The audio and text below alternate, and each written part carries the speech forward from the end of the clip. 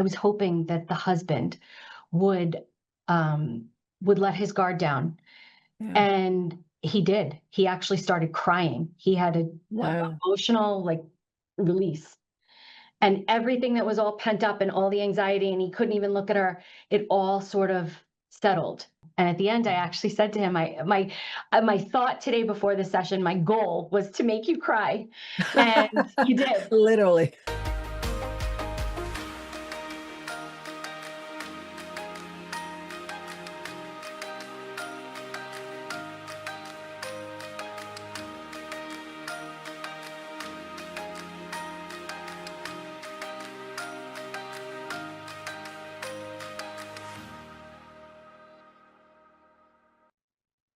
Hey everyone, I'm Denise Latova, your host of Beyond the Bar podcast. And today's guest works, I would say, in one of the most emotionally charged areas of law. But she has built a career around the belief that divorce does not have to be a war. I actually like to say that war is expensive. And there's all sorts of costs to it. I don't mean to just imply it's financial cost. And so Jacqueline Caputo, she's a partner at Joseph Law Group, and she leads the mediation collaborative side of the practice. She had spent more than, oh my gosh, 2 decades. I can't believe that. She looks, she doesn't look like she did. Looks terrific. That's a compliment. And she spent over 2 decades, I would say, helping people through some of the hardest transitions of their lives. And while holding to something that can feel rare in this field, and that's the belief that even high conflict situations can be resolved, with the right team, the right mindset. And that's not easy to do. But of course, the gist of the show is to go beyond the title and find out who Jackie is outside of her profession. I know she's a wife, mother of 2 sons, and there's definitely many, many layers to who she is. So Jackie, welcome to the show. Thank you, Denise. I'm so thrilled to be here. I really am. I'm a fan of the show. I listen on my commute into the office. And so I'm thrilled to be here. Thank you. Thank you for saying that. I hope that more people do that. And it's been, that's also what had kept me going to want to continue the show is, when I hear reactions like that, like, Mhm. what, I heard so and so who I typically work with went through this, or I Mhm. had never realized that that's what they struggle with, and that's Right. who they really are. And I think it's starting to sort of shift, and sort of raise more humanity, if you will, in that profession. I agree. But tell me, that's one of my favorite questions, is tell me a story and how did you become an attorney? So it's so funny. I was conflicted between possibly going into journalism. I had interned at ABC News when I was in college. I thought that might be my path, but then I always was coming back to the idea of going to law school. And I did go to law school. It's funny, I never even took family law as a course in law Wow. school. I did not know that this would be my path. I only took, what was necessary to pass the bar exam in terms of family law. And then after a couple of years of practice, I was at my former firm for 19 years. I spent the bulk of my Wow. career there. And after a couple of years there, it was a small general practice firm. Someone came in one day with a family court case, and I had no experience, and I took it pro bono. And from that point on, I was convinced that this is what I wanted to do. It was the most engaged and energized I had been on a matter. And it was because, as cliche as it sounds, it was because it was working with a family. And I felt like I cared so much more about that than maybe some of my commercial clients, and I really was just drawn to it instantly. I felt like I was helping somebody, and I was, and I liked that. So, Hmm. from there, I really just took every CLE you could imagine, became active in the matrimonial committee of the Nassau County Bar Association, and really trained myself and learned and took case after case until that was really all I was doing. I wonder where it came from, when you were a young girl between Mm. then and then becoming, getting into the legal field and the family law. You mentioned journalism first. So Mhm. take me back to what fueled that interest, like who or what impacted you to even, get into it? Yeah, I don't know. I mean, in college, I was a government major, so interest in politics. And I think just that, I always have been drawn to people's stories and, their life story and what makes them who they are. I think that's why I enjoy listening to your podcast to learn a little something about my colleagues and the other people who are doing this type of work. I'm interested in people. I care very deeply about people and their experience. And so looking back on it now, it seems so obvious. Like, of course I would end up after going to law school, end up doing this type of work, helping families. But that's really what I care about, what motivates me, what drives me to continually do this work, which is actually very challenging. Oh Very my God. challenging, Yeah. you know. It is. And it's a career. Hmm. It's such an enormous responsibility Yes. to, shepherd someone through this process. Hmm. You know what? I'm just so curious, like you said, about a story, and I'm always just curious and fascinated by what sort of, what makes you or what made you who you are today. And let's say back in, I don't know, early high school, maybe later middle school, what were the type of kids that you were gravitating to? Crowd, Everybody. I really? was yeah. So funny. My son is a senior in high school right now. And we were talking the other night about, what it was like back then for my husband and I back then for us. And we were flipping through an old the yearbook, showing Really? my son. Yeah. And, I was voted in a pretty large class, kindest and best personality. And I, I'm very proud of that. The fact that I really was kind of at a really big school. There were like over 1,100 kids in my graduating class. That's big. Um, that I was kind of friends with everybody, all types of people, everyone. And that's still my personality. I'm still someone who, can kind of get along with anybody, talk to anybody, care about anybody, want to help people. That is just truly, truly my nature. And I'm very proud of that. So it's kind of funny that that was, I guess, my reputation in high school and still today, being that person to try to bring people together, to try to make things better. Hmm. So that there's that connection, and you were so quick in describing that. Hmm. That's I love that. What is it hard for you? You said that you like to sort of you get along with everybody. Is it hard for you to say no to Yes. people? How do you do that? Like if, Oh, yeah, how do I've you say gotten no? better. I've gotten better at that. Former PTA president, I'm someone who will volunteer, say yes to everything. And it could be a good quality, trying to say yes to every opportunity that comes your way and being open to new things. But at the same time, I have to try to guard and protect my time and give my Yeah. time and energy only to the things that are most important to me. So that has been such a challenge for me. And I've gotten better. I've gotten better at it. I try to be more careful with my time, more selective, and to say no politely. I'll try. I'll try. I've gotten better at that. So how do you deal with emotionally charged situation, which Mm. is probably the norm? Mhm. Yeah, what is your approach? It is the norm. Sometimes, especially when I'm in the mediator role, I will let the emotion come out Hmm, and I will give it some time and energy because hmm, sometimes I find that once I allow that's what we need to be able to progress and to be able to move forward in a productive way.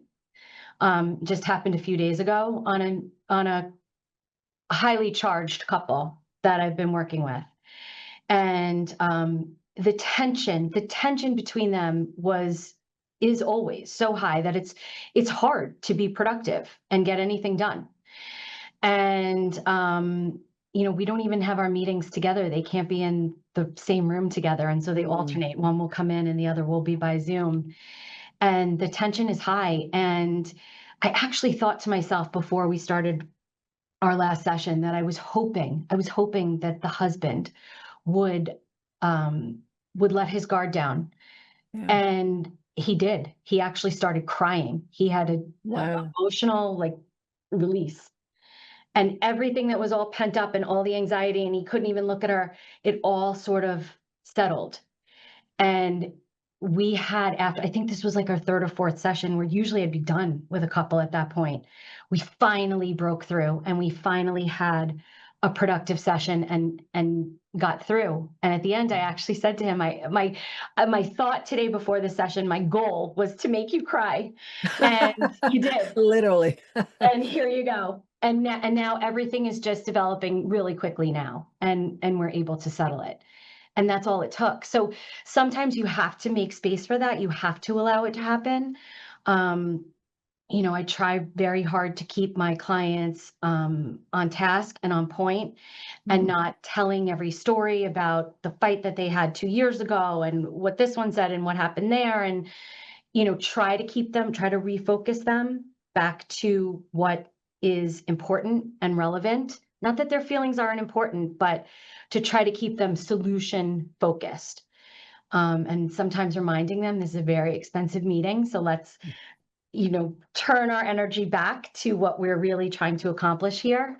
So I keep them on track, but I let the emotion come out if I think it will be productive. I love that. Actually, before I moved to New York, I did many financial mediation sessions.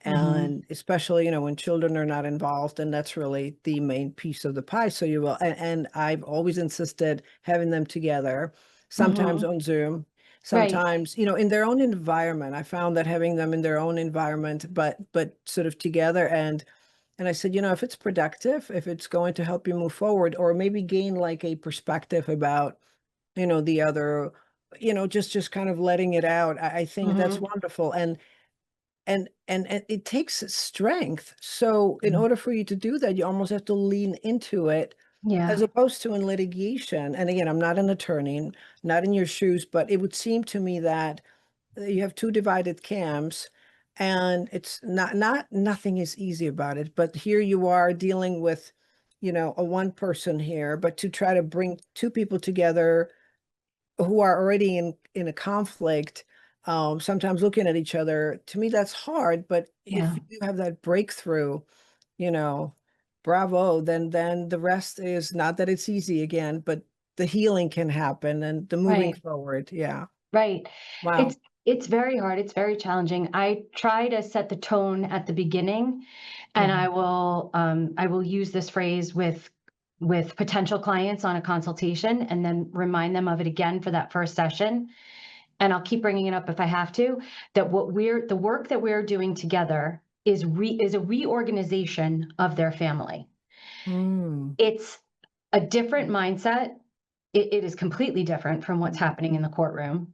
There is no winner or loser in this situation. They are where they are. We have no fault divorce in New York State. This will happen whether they like it or not in some instances, in all instances, really. And they have to change their mindset and look at it that way. And if they can do that, then the solutions start to flow. Then the resolution starts to happen, and I can get somewhere with them. Because it really is, especially when they have children, of course. They don't have the luxury of walking away from one another and never speaking again. They have to find a way to make it work. They don't have a choice. And so they just need to reorganize things. And, if I can get them to think of it that way, then we can typically be successful. I love that. It's changing. It's not going away. Right. especially if you have children. Right. Um, what since you became a parent, what have you learned about yourself? I don't even remember who I was before I was a parent. I don't. My sons are everything to me. They are the center of my world. Everything revolves around them. They have made me look at this work differently. I can really relate to my clients, both the moms and the dads. Parenting is tough and parenting is challenging, and it will change your perspective. And so, I try to use that. I know what my kids mean to me. I know that they're my anchor, my core. And so when things are difficult with a couple, if they have children, I try to bring it back to their kids and try to, frame everything else in the mediation from the kids' perspective, and from this idea that you have to get this right. You have to do this for your children so that you're not burdening them with your stuff years from now. Yeah. I will say things to clients like, you have to be able to someday sit at your kid's wedding together. When your child is having a baby someday, you have to be able to sit out in that waiting room and do it in a peaceful, happy way so that that moment is not ruined for all of you. And so that your children aren't burdened worrying, oh, how are they interacting out there? They haven't been together in years. I try to make them think big picture like that. And that can be helpful to people who are very, locked into their positions or consumed with their own anger or overwhelm. Can help them kind of see a little bit beyond that. And that's what I try to do. And I found that to be successful. And, to answer your question, being a parent yourself, you understand that relationship and the gravity of that. What do your weekends look like in your home when everyone's together? What do you guys like to do? They've gotten a little bit calmer now that my kids are older. I've got a high school senior and a freshman, and both my boys are, really involved in everything at school. Try to have them be really involved in their communities, and they both play football. My husband is the football coach at our high school that our Wow. kids go to. Sundays are a big deal in my house, especially during football season. I'm up early. I'm frying the meatballs. I smell like a meatball on a Sunday. No matter where I go, people know that I've made the meatballs already. Um, Yum. yeah, and so that's what our weekends are. We try to have that Sunday dinner together, the meatballs and the gravy, and definitely watching football if it's on. We're all big football fans, and that's it. But it's definitely calmed down now that they're older. Now that they each just play football. They did in high school, and so our weekends have gotten calmer. When they were younger, there were games all the time, tournaments, Yeah. and we're not doing that anymore, and it's kind of nice. It's I don't kind of know if nice. I don't know if you and your husband have taken vacation together, just the two of you, or if you ever, do your little getaway. Um, what's your favorite activity? Just the two of you. No, so we really haven't gone away, just the two Ooh, of us, since the kids have been born. And that's a lot me. That's like my own anxiety of leaving them. Um, but we have a home up in Maine that we love to go to. We've had that for a few years now. And so that's been most of our time away is time spent up there. It's just beautiful, beautiful up there, even in the winter. yes. It's a laid back life up there. Everyone's so kind, and not that New Yorkers aren't kind, but it's different. And that's something that we really, really enjoy is our time up there together. Do you guys enjoy watching movies? Not so much movie. Well, my youngest is a big Marvel fan. He's, I think, Oh, seen every Marvel movie multiple times. I'm not as much a movie buff. Um, I am more news, sports. There's always news or sports on in our house. The TV's always on. And I have to admit, I'm a big Bravo fan, which perhaps should be embarrassing to me, but it's Oh. true. Oh my God. I It's think true. every other person admitted that, including myself. So no, Yeah, no shame in that. I do love a Housewives franchise. Enjoy Yeah, that. Bren and I were just talking about one of our former guests, Sonia Morgan, who was on the Yes, of show. course. She was a hoot, it was really funny. Because no one saw that. But in preparation, as just as you logged in, she logs in and she's looking at the title. I don't think she did her homework. She goes, Oh my "Oh my gosh, is she an attorney? Is this going to be a legal show? Oh my God, I have to Google her." And she starts to Google me, and I can God. hear it. And she goes, "Oh, she's into fitness. Oh, so am I. Oh, she's a grandma. Oh, so am I. So Okay, all right, she's an author. Okay, so am I. Okay, I so think we're funny. okay." So Right, she found the connection to yeah, you. she found a connection. Yeah, it was so Oh, she funny. is funny. She's one of my all-time favorites. Is So she really? funny. Oh, She's- so funny. She just says it, She she just does. doesn't care. Oh Yeah. gosh, she does. She does. So funny. So, so you mentioned, your household, your husband, being football coach, Mhm. and I know that lifestyle. My ex, were great friends, and he, from day one, our kids were in sports, like day one, like they three, and it was a flag football, it was Mhm. then soccer, and then basketball and football and Mhm. lacrosse, just like nonstop. Yep. And now married to a football fan. I mean, we're talking Mhm. super fan. And Yep. You what know. about what's your choice of sport personally? Oh, football. I love football. I've always loved Really? football. I loved it before I met my husband. Wow. Yeah, I love it. I love it. And I'm a long-suffering Jets fan. Um, love my New York Sorry. Jets. I know. I know. I know. Yeah, but I do love football, and we're really excited. My son actually just decided that he's going to go to college at Penn State. And he's Okay. not gonna be playing football. He's not he had a great little high school career, but not, Oh, not at that level. But we are so excited to have now a college team that we could rally behind. We're thrilled. So I can't wait. I'm really looking forward to those years. oh my gosh. Um, Wait for yeah. the whiteout game Oh my there.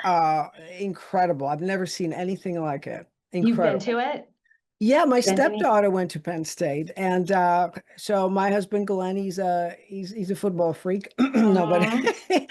but he's a suffering. It's so funny you said that. He's a suffering Minnesota Vikings fan. Yes, I know. I've Uh, talked to him about that so before. yes, so you two can commiserate, Yeah. and so anyway, so one of his daughters went to Penn State, and so when we went to visit her, it was the whiteout game, and I've never Oh, heard of it, and it was just the energy, it was electric, it was amazing. yeah. I can't wait. I'm really looking forward to that. I think it's gonna be so much fun. I don't know if my son realizes how often we're gonna be up visiting You're him, like, oh no. but any chance we Yeah. get, I really, I'm looking forward to it.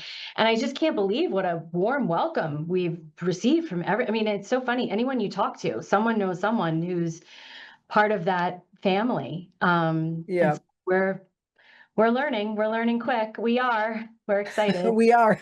We are.